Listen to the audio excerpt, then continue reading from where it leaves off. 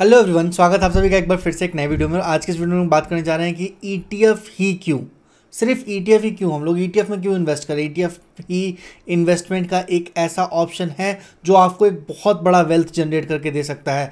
आप देखिए, all let's say 2024 का ऑलमोस्ट 10 मंथ्स बीत चुका है, ठीक है। 10 मंथ में भी अगर आपने 2024 के स्टार्टिंग में भी इन्वेस्टमेंट स्टार्ट किया होगा या स्विंग ट्रेडिंग स्टार्ट किए होंगे या आप ट्रेड स्टार्ट करते होंगे पिछले 1 साल 2 साल, आपके पास जितने दिन का भी एक्सपीरियंस है शेयर मार्केट में, आप अपने पोर्टफोलियो को एक बार एनालाइज कीजिए, एक बार चेक कीजिए कि आप पोर्टफोलियो में कितने प्रॉफिटेबल हैं और आपको उस सेम कॉस्ट में सेम चीज़ें में क्या कुछ मार्केट में अवेलेबल है। देखिए, सबसे पहली बात कि अगर आप प्रॉफिटेबल नहीं हैं तो आपको म्यूचुअल फंड में इन्वेस्टमेंट करना चाहिए। अगर आप ट्रेडिंग करना चाहते हैं तो ईटीएफ में इन्वेस्टमेंट कीजिए। देखिए, ईटीएफ में स्विंग कीजिए या ईटीएफ में आप इन्वेस्टमेंट कीजिए लॉन्ग रन के लिए, लेकिन ETF one of the best option है। अगर आपको ईटीएफ में स्विंग ट्रेडिंग सीखनी है, ईटीएफ का एक ऐसा ऑटोमेटेड सिस्टम जानना है जिससे आप ईटीएफ को तब परचेस करेंगे जब ईटीएफ डाउन होगा और ईटीएफ में आप तब एग्जिट करेंगे जब आपको एटलीस्ट 8-10% का आपको रिटर्न मिल जाएगा। तो आप कमेंट डाउन कीजिए ईटीएफ ट्रेडिंग स्ट्रैटेजी, उस पर हम एक डिटेल वीडियो लाएंगे आपके लिए ईटीएफ ट्रेडिंग स्ट्रैटेजी के लिए। पर अगर आपको इन्वेस्टमेंट करना है, लॉन्ग टर्म इन्वेस्टमेंट करना है, तो आपको ईटीएफ में इन्वेस्टमेंट करना सबसे अच्छा रहेगा। उसके पीछे बहुत बड़ा रीज़न है। सबसे बड़ा रीज़न ये होगा कि ईटीएफ जो होगा वो डाइवर्सिफाइड होगा, पोर्टफोलियो प्रॉपर तरीके से डाइवर्सिफाइड होता है। म्यूचुअल फंड जितना कॉस्टली नहीं होता है। लॉन्ग रन में ईटीएफ में अगर आप इन्वेस्ट करते हैं तो वो थोड़ा सा सस्ता होता है। ईटीएफ में कॉस्ट जो होता है, एक्सपेंस रेशियो जो होता है, वो इतना हाई नहीं होता है। उसके बाद ईटीएफ में लिक्विडिटी एंड फ्लेक्सिबिलिटी सेम होती है। आपको एक्सचेंज में जिस तरीके से बीएससी एनएससी पे आप शेयर्स को परचेज और सेल करते हैं, उसी तरीके से आप ईटीएफ को भी सेल और परचेज कर पाएंगे। नेक्स्ट की सबसे बड़ी बात ये होगी कि ईटीएफ में मान लीजिए आज मार्केट में बहुत बड़ा सा फॉल आया, बहुत बड़ा करेक्शन आया, तो अगर आप म्यूचुअल फंड को खरीदने जाएंगे ना, आज लमसम करने जाएंगे, तो आपको एनएवी अलॉट होगा मे बी कल का और मे बी आज के इवनिंग का, ऐसा कुछ होता है। आपको इमीडिएटली आपको सेम प्राइस में नहीं मिलता है। तो बहुत बार ऐसे केसेस भी आए हुए हैं कि आप म्यूचुअल फंड को आज परचेज करते हैं, एनएवी 2 से 3 दिन लग जाता है आपको क्रेडिट होने में। तो आपका वो जो स्पाइक अप है ना, जिस तरीके से मार्केट क्रैश कर जाता है और आज के डेट में, तो उसका आप लुत्फ नहीं उठा पाएंगे। इसके लिए ईटीएफ बेस्ट है। अब मान लीजिए आपके पास कोई 10 शेयर्स हैं, उस 10 शेयर में किस में आपको इन्वेस्टमेंट करना चाहिए क्रैश में, ये आपको पता नहीं है। इसलिए आपको ईटीएफ रखना चाहिए अपने साथ कि अगर मार्केट में कोई बहुत रैपिड सा करेक्शन आता है, ऐसा करेक्शन जो बहुत अच्छा रिटर्न बना के दे सकता है आपको, तो वैसे करेक्शन में आप ईटीएफ में इन्वेस्ट करके एक बहुत अच्छा सा रिटर्न बना सकते हैं। ईटीएफ इन्वेस्टमेंट इन सब चीज़ों से भी परे, आज के इस वीडियो में हम आपको बताएंगे कि ऐसे टॉप 10 ईटीएफ जिन्होंने 2024 में भी अच्छा परफॉर्म किया है, पास्ट 10 मंथ में भी अच्छा परफॉर्म किया है। उसके अलावा एज इंटैक्ट एज हम लोगों ने डिस्कस किया, आपके पास अगर आपको लगता है कि मुझे ईटीएफ ट्रेडिंग स्ट्रैटेजी के ऊपर वीडियो बनानी चाहिए, आप कमेंट सेक्शन में ईटीएफ ट्रेडिंग स्ट्रैटेजी मेंशन कीजिए। हम डेफिनेटली एक ऑटोमेटेड सिस्टम आपके लिए क्रिएट करके लेके आएंगे जिससे आपको एक ईटीएफ ट्रेडिंग स्ट्रैटेजी का भी मज़ा मिल पाएगा। चलिए स्क्रीन पर चलते हैं और आपको बताते हैं। सबसे पहले ईटीएफ में लॉन्ग टर्म इन्वेस्टमेंट करना है तो कौन सा इन्वेस्टमेंट करना बेटर रहेगा। ये बिल्कुल भी बाय एंड सेल रिकमेंडेशन नहीं है। जो भी एनालिसिस मुझे दिखता है वो हम आपके साथ शेयर करते हैं। आप इसके ऊपर अपना एनालिसिस कर लीजिएगा, उसके बाद ही इन्वेस्टमेंट के बारे में सोचिएगा। इन्वेस्टमेंट मार्केट में बहुत रिस्की होता है और अपने रिस्क के साथ रिवॉर्ड को लेके आता है, तो आप अपने एनालिसिस को ज़रूर कर लीजिएगा बिफोर प्रोसीडिंग एनीथिंग एल्स। सबसे पहला ईटीएफ अगर हम लोग देखेंगे ना, तो इसने एक बहुत ही फिनोमिनल सा रिटर्न दिया है। ये है निप्पॉन का India ETF PSU bank 20। PSU bank 20 की अगर हम बात करें ना, तो इसमें स्टेट बैंक ऑफ इंडिया, बहुत सारे पीएसयूज के बैंक आ जाते हैं। इंडिया के किसी भी चीज़ को ग्रोथ करने में, इंडिया के इंफ्रास्ट्रक्चर को ग्रो करना हो, इकोनॉमिक्स को ग्रो करना हो, कुछ भी हो, bank are going to be like hard core system.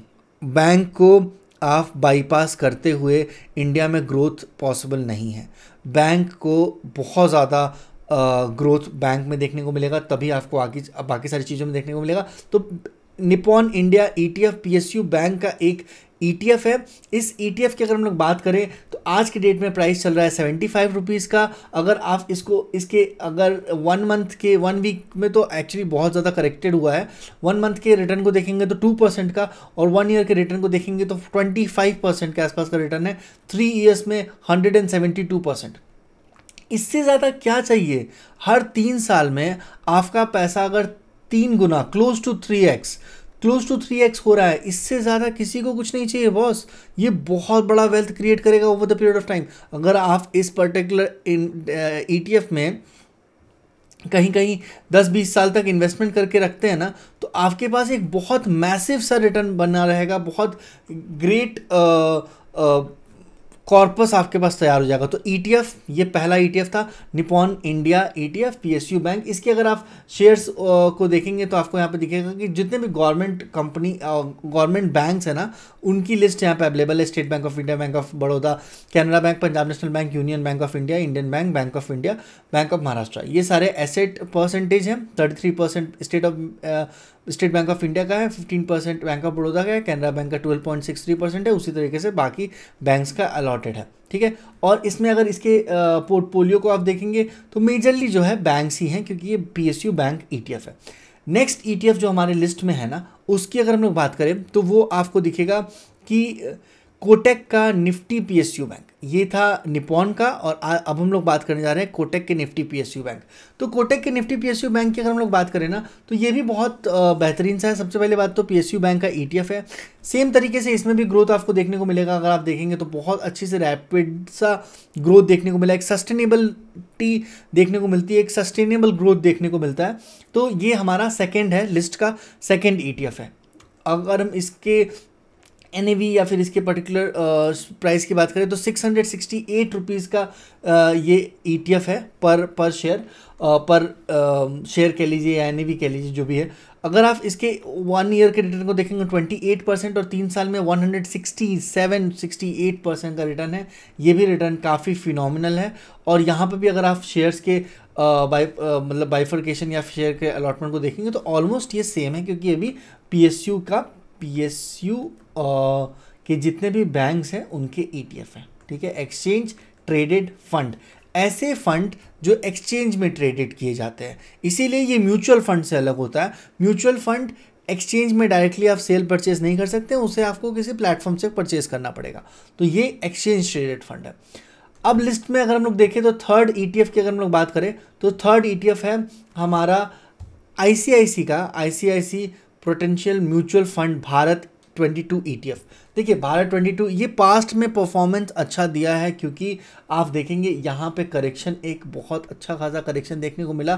क्योंकि एक्चुअली क्या है ना कि यहाँ पे PSU की जितनी भी कंपनीज है ना, वहाँ पे एक बहुत अच्छी सी करेक्शंस आई हुई है अभी फ़िलहाल में, क्योंकि बहुत बड़ा रैपिड सा ग्रोथ देखने को मिला था लास्ट ईयर में। 2023-2024 के जो फाइनेंशियल ईयर्स थे, 2022 के 2023 से लेकर ये 2 साल में बहुत खतरनाक सी रैली देखने को मिली, और इसीलिए ये टॉप कर गया है। क्योंकि हम लोगों ने इसे, जो देखिए ऐसा नहीं है कि हम लोगों ने चेरी पिकिंग की है, जो भी यहाँ पे ETF शो हो रहे हैं उसे प्रीवियस ईयर्स के जितने भी टॉप परफॉर्मिंग ETFs थे उसमें से 10 ETFs हम आपके लिए लेके आए हैं, और उन्हीं 10 ETF को अगर हम लोग डिस्कस करने जा रहे हैं। तो थर्ड ETF है ICICI प्रूडेंशियल म्यूचुअल फंड। इसकी अगर हम लोग बात करें तो यहाँ पे आपको दिखेगा कि एक साल में इसने 60% का रिटर्न दिया है, ठीक है। एक साल में 60% का रिटर्न दिया है, और ये भी बहुत फिनोमिनल है। ऐसा नहीं है कि सारे के सारे सेक्टर आपको कंफर्म नहीं करेंगे। इंडिया में अगर ग्रोथ होना है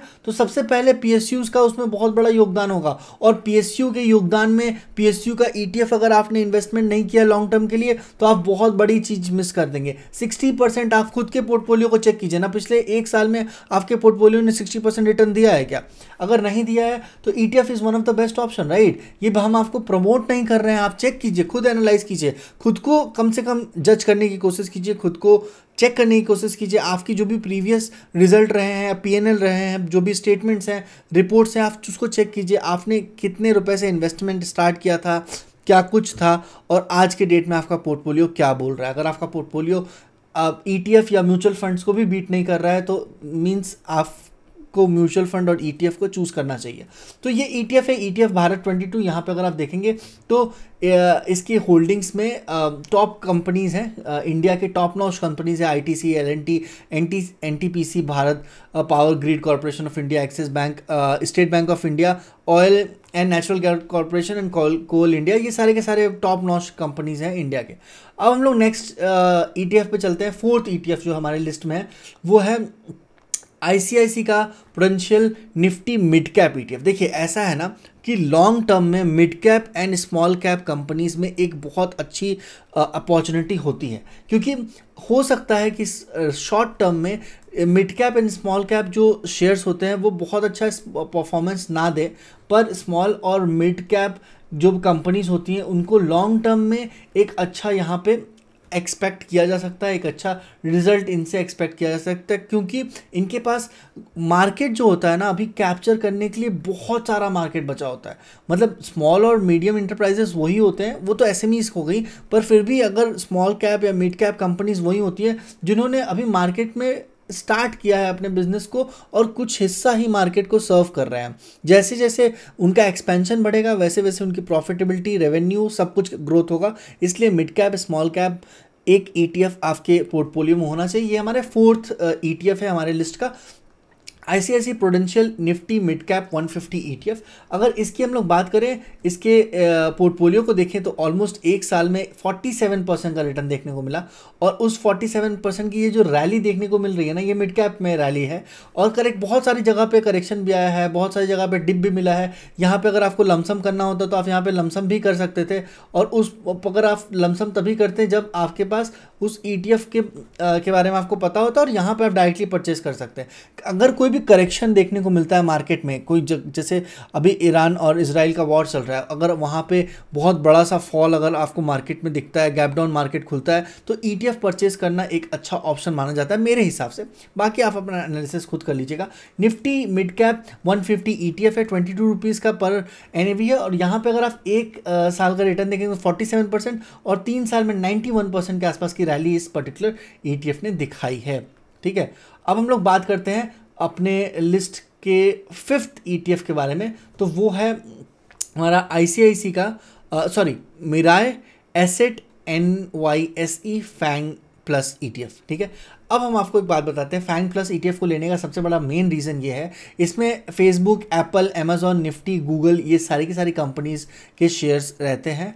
और अगर मान लीजिए इंडिया में तो ग्रोथ हो ही रहा है, पर अगर आपको डाइवर्सिफिकेशन थोड़ा ग्लोबल लेवल पे लेके जाना है, और आप अगर चाहते हैं कि आप जो डेवलपमेंट हो रहा है फेसबुक, एप्पल, अमेजॉन, नेटफ्लिक्स या गूगल जैसे कंपनीज़ में, और उसका भी हिस्सा आपके पोर्टफोलियो में रहे, तो आई थिंक ये एक ऐसा ETF है जिसको आप परचेज कर सकते हैं। Mirae Asset NYSE FANG plus ETF। अगर आप देखेंगे इस ETF के रिटर्न को, तो यहाँ पे 1 ईयर में ऑलमोस्ट 50% की रैली इस ETF ने दिखाई है, और 50% की रैली बहुत अच्छी मानी जाती है। मेरे हिसाब से ये 50% की रैली जो है ना वो काफ़ी अच्छी है। अगर हर साल में आपको 50% का रिटर्न मिल रहा है ना, तो आप बहुत बड़ा वेल्थ बना पाएंगे over the period of time. तो इस चीज़ में आप याद रखिएगा, चकाचौंध में घुसने की ज़रूरत नहीं है। एक अच्छा रिटर्न बनाना सबसे ज़्यादा ज़रूरी है, एक लॉन्ग टर्म में रिटर्न बनाना सबसे ज़्यादा ज़रूरी है। तो Mirae Asset NYSE FANG plus ETF ये है 50% के रिटर्न के साथ, और यहाँ पे अगर आप इसके 3 साल के रिटर्न को देखेंगे ना, तो यहाँ पे 79% का रिटर्न देखने को मिलेगा। ये डिप एक बहुत अच्छा सा डिप यहाँ पे देखने को मिला था, और उसके बाद से क्योंकि फेसबुक का जो मेटा थिंग था वो थोड़ा सा हिल गया था, और वहाँ पे फेसबुक बहुत ज़्यादा करेक्ट हुआ था। तो अगर इस अपॉर्चुनिटी में अगर आपने इन्वेस्ट किया होता, तो यहाँ से आप जो रैली देख रहे हैं ना, ये काफ़ी अच्छी रैली थी, मतलब ऑलमोस्ट 70-80% के आसपास की रैली थी। यहाँ पे अगर इसकी कंपनीज़ में भी आप ध्यान देंगे तो यहाँ पे आपको कंपनीज़ दिखेगा, सिमिलर ETFs यहाँ पे अवेलेबल्स हैं। कंपनी के डिटेल्स आई थिंक इस पर्टिकुलर प्लेटफॉर्म पर नहीं है, पर जितने भी आपको क्लियरली पता है कि ये जो फैंग कंपनीज है वही होंगे। फैंग कंपनीज में आ जाता है Facebook, Apple, Amazon, Netflix, Google. ठीक है, और इन कंपनीज के शेयर्स को बना के ये ETF बनता है। ये हमारा 5th ETF था। थोड़ा सा डाइवर्सिफाइड रखने के लिए इस टाइप के ETF में आपको इन्वेस्ट करना चाहिए, ताकि कल को आपको जब वहाँ की भी अपॉर्चुनिटीज़ में आपको मज़ा मिल सके, फ़ायदा आ सके, थोड़ा सा एंजॉय आप कर सके। अब हम लोग बात करते हैं 6th ETF के बारे में हमारी लिस्ट का, वो है HDFC का Nifty 50 value 20 ETF, Nifty 50 value 20 ETF का अगर आप रिटर्न देखेंगे ना, मतलब फिनोमिनल सा रिटर्न है, इतना बेहतरीन सा रिटर्न है कि अब आपको क्या ही बताएं। यहाँ पे आप देखिए 1 साल में 43% और 3 साल में 77%। अगर आप यहाँ पे 5 इयर्स के रिटर्न को देखेंगे तो मतलब आई थिंक ये रिसेंटली स्टार्ट हुआ है, सितंबर 2022 में ये ETF स्टार्ट हुआ है, तो इसलिए सितंबर 2022 से लेके अभी तक 77-80% के आसपास का रिटर्न इस पर्टिकुलर ETF ने दे रखा है, जो अभी 3 साल भी नहीं हुए हैं एक्चुअली। पर अगर आप देखेंगे 1 साल में 43% के आसपास का रिटर्न ये ETF देता है। 148 रुपीज़ का NAV यहाँ पे आपको देखने को मिल जाएगा। अगर आप इनके होल्डिंग्स को देखेंगे तो top holdings, top notch holdings कुछ इस तरीके से है। Infosys, ICICI, ITC, Tata consultancy service, state Bank of India, NTPC, HCL and power grid. यहाँ पे और भी बहुत सारे शेयर्स हैं, पर हम स्टार्टिंग के टॉप एलोकेशंस वाले शेयर हैं उसी के बारे में बात कर रहे हैं। इसमें इस ETF के में बहुत ये क्लियर है कि ये निफ्टी 50 को तो ट्रेस कर रहा है, पर at a time value investing कर रहा है। वैल्यू इन्वेस्टिंग का क्या मतलब होता है कि निफ्टी 50 में से बहुत अच्छा सा कॉन्सेप्ट है, इसको आप समझने की कोशिश कीजिएगा कि निफ्टी 50 में 50 कंपनीज हैं, ठीक है, निफ्टी 50 में, ठीक है, 50 कंपनीज हैं जो निफ्टी 50 में है। अब एट अ टाइम इस सारे 50 कंपनीज में से कुछ ऐसी कंपनीज होती होंगी, 20 कंपनीज, जो आपको डिस्काउंटेड रेट में मिल रही हैं, ठीक है। डिस्काउंटेड रेट में मिल रही है, इसका मतलब है कि अपने ऑल टाइम हाई से थोड़ा सा करेक्टेड है। देखिए, इंडिया की टॉप 50 कंपनीज को बनाया गया है निफ्टी 50 में, ये तो आप समझ लीजिए। टॉप 50 कंपनीज का कॉम्बिनेशन है निफ्टी 50, और उस टॉप 50 कंपनीज में से अगर 20 कंपनीज थोड़ी करेक्टेड है या अपने ऑल टाइम हाई से डिस्काउंटेड रेट में अवेलेबल है, तो उस ETF उस पर्टिकुलर कंपनीज में इन्वेस्ट कर दिया जाता है। फिर नेक्स्ट टर्न में जो नेक्स्ट 20 कंपनीज होती है उसमें इन्वेस्ट कर दिया जाता है। ऐसे इन्वेस्टमेंट करते करते क्या होता है ना कि आप देखते हैं कि हमेशा आप हर कंपनी को एक डिस्काउंटेड प्राइस में परचेज कर रहे हैं और वहाँ पे एक अच्छा रिटर्न बन पा रहा है। तो सबसे बड़ी बात है कि वैल्यू इन्वेस्टिंग उसी को कहते हैं कि आप किसी भी शेयर को, जैसे मान लीजिए एक शेयर है वो नॉर्मल तरीके से 100 रुपीज़ में ट्रेड करता है और आज वो अगर 80 रुपीज़ में मिल रहा है ना, तो अगर आप उसको 80 में परचेज करके फिर से 100 में बेच देंगे तो इसे वैल्यू इन्वेस्टिंग करते हैं। एज सिंपल एज दैट, बहुत सिंपल सा कॉन्सेप्ट है। तो ये था HDFC का निफ्टी 50 वैल्यू 20 ETF, ठीक है। अब हम लोग बात करते हैं थोड़ा सा इस नेक्स्ट ETF के बारे में। तो नेक्स्ट ETF है हमारे लिस्ट में, थोड़ा सा इसको एडजस्ट कर लें। निपॉन का इंडिया ETF निफ्टी 50-20, निफ्टी 20, इसे निफ्टी 20 भी कहते हैं। अगर हम लोग बात करें ना तो ये बहुत ज़्यादा इंपॉर्टेंट है, क्योंकि आप डायरेक्टली निफ्टी 50 में भी इन्वेस्ट कर सकते हैं। निफ्टी 50 में इन्वेस्ट करना ही चाहिए। आप अपने पोर्टफोलियो को चाहे जहाँ पे भी किसी भी शेयर में आप इन्वेस्ट कर रहे हो, पर निफ्टी 50 में इन्वेस्ट करना, निफ्टी 50 का एक ETF अगर आपके पोर्टफोलियो में नहीं है तो हो सकता है कि आप बहुत अच्छा परफॉर्म कर जाएं, पर अगर आपके है तो आप सेफेस्ट जोन में चलेंगे, क्योंकि यहाँ पे करेक्शन बहुत कम होता है। अगर बेयर से बेयर मार्केट में भी यहाँ पे करेक्शन बहुत ज़्यादा कम होता है। अगर आप इसके रैली को देखेंगे निफ्टी 50 के, निफ्टी 20 को, तो 3 साल में यहाँ पे 49% के आसपास का रिटर्न, 5 ईयर्स में 136% के आसपास का रिटर्न, ऑल टाइम में 25x इस ETF ने ऑलरेडी कर दिया है। तो ये कंप्लीटली रेप्लिका होता है निफ्टी 50 का। और निफ्टी 50 के जैसे ही सारे के सारे 50 शेयर्स इस पर्टिकुलर में मिल जाते हैं। तो अगर आप 280 रुपीज़ में इस पर्टिकुलर ETF को परचेज करते हैं तो इनडायरेक्टली डायरेक्टली आपका जो 280 रुपीज़ है वो इस पर्टिकुलर प्रोपोर्शन में, यहाँ पे जैसे इस प्रोपोर्शन भी यहाँ पे मेंशन है, जैसे 11% HDFC में चला जाएगा उस 280 का, 9% रिलायंस में, 7% ICICI में, 6% इन्फोसिस में, 4% ITC में, टाटा कंसल्टेंसी सर्विस में 4% L&T में और भारती एयरटेल में 4%। तो ये जो प्रपोर्शन में एसेट आपका इन्वेस्ट होता रहेगा और ये टॉप नॉच कंपनीज के साथ, मार्केट लीडर्स के साथ आप रहेंगे, तो आपका रिटर्न जो होगा वो रिजनेबल होगा, पर आपका जो करेक्शन होगा वहाँ पे भी आप सेफ रहेंगे। तो ये सबसे बड़ी बात है। तो अगर हम लोग बात करें, ये हमारा था लिस्ट में 7th ETF। अगर नेक्स्ट ETF की बात करें, ETF 8th, तो 8th ETF है इन्वेस्को का इंडिया गोल्ड ETF। देखिए, शेयर मार्केट में आपने ये देखा होगा कि जब शेयर्स में करेक्शन होता है ना, तो भी गोल्ड ऐसी चीज़ है, गोल्ड और सिल्वर, वो एक रीज़न पे डिपेंड नहीं करता है। सिल्वर एंड गोल्ड, जैसे अगर मान लीजिए कुछ भी हो रहा है, आपके कंट्री में कुछ हो रहा है, तो हमारे कंट्री में, इंडिया में अगर कुछ हो रहा है, तो वो उस पर सिल्वर एंड गोल्ड का इम्पैक्ट बहुत ज़्यादा नहीं होगा। जैसे अभी जीएसटी में चेंजेस देखने को मिला था, तो वहाँ पे थोड़ा सा सिल्वर और गोल्ड का इम्पैक्ट देखने को मिला। पर शेयर मार्केट में अगर कोई करेक्शन हो रहा है, जब शेयर मार्केट बहुत ज़्यादा ब्रूटली गिर रहा होता है ना, उस समय भी गोल्ड एंड सिल्वर का प्राइस बढ़ रहा होता है। मीन्स ये थोड़ा सा इन्वर्सली प्रोपोर्शनल हो जाता है शेयर्स के। तो अगर इस टाइप के चीज़ों को आप अपने पोर्टफोलियो में रखते हैं, इन्वर्सली प्रोपोर्शनल मीन्स 1/, शेयर्स हम लिख दिए तो डायरेक्टली प्रोपोर्शनल नहीं है, इन्वर्सली प्रोपोर्शनल है। बहुत सारे टाइम ऐसा होता है कि गोल्ड एंड सिल्वर्स के प्राइसेस ऊपर जा रहे होते हैं और शेयर करेक्ट हो रहा होता है। तो इसलिए आपको गोल्ड के ईटीएफ को भी अपने पोर्टफोलियो में रखना चाहिए। अगर हम लोग बात करें गोल्ड के ईटीएफ के बारे में, तो इन्वेस्को का इंडिया ईटीएफ है जो 6723 का मिल रहा है। और इससे ऐसा नहीं है यही है सिर्फ, इससे सस्ते सस्ते भी आपको देखने को मिल जाएंगे। अगर आप देखेंगे तो सिमिलर ईटीएफ के बारे में बात करें जो गोल्ड में ही ट्रेड करते हैं, तो निपॉन इंडिया का है 63 रुपीज़ का आज के डेट में प्राइस चल रहा है। HDFC गोल्ड ETF है, SBI गोल्ड ETF है, ICICI प्रोविडेंशियल गोल्ड ETF है, कोटक गोल्ड ETF है, UTI गोल्ड ETF है। तो ये सारे के सारे ETF को आप थोड़ा सा एनालाइज करने के बाद परचेज कर सकते हैं। ऐसा कुछ नहीं है कि आपको ये इन्वेस्को का ही परचेज करना चाहिए, पर यहाँ पर आप देख सकते हैं ज़्यादा AUM जिसके पास होता है वो अच्छा परफॉर्म करने के लिए, मतलब थोड़ा सा अच्छा होता है परफॉर्मेंस, तो ऑल टुगेदर सेम ही देते हैं। इसके पास AUM की अगर हम लोग बात करें तो आई थिंक यहाँ पे भी जैसे रिटर्न आप देख लीजिए, रिटर्न ऑलमोस्ट सेम ही रहेगा हर गोल्ड ETF में, क्लोज टू सेम ही रहता है। ठीक है, 3 ईयर्स में 5 ईयर्स में यहाँ पे पैसे डबल हो रहे हैं। तो ये है। नेक्स्ट अगर हम ETF के बारे में बात करें, ये तो आप किसी भी ETF में, गोल्ड ETF में इन्वेस्ट आप कर सकते हैं। नेक्स्ट हम लोग बात करें तो UTI SP BSE सेंसेक्स। देखिए BSE सेंसेक्स की अगर हम बात करें तो BSE का जो बेंचमार्क है, बेंचमार्क इंडेक्स है सेंसेक्स, जैसे हम लोग 2 चीज़ को ट्रैक करते हैं राइट, निफ्टी, बैंक निफ्टी, सेंसेक्स, इन तीनों जो को सबसे ज़्यादा ट्रैक किया जाता है इंडिया में।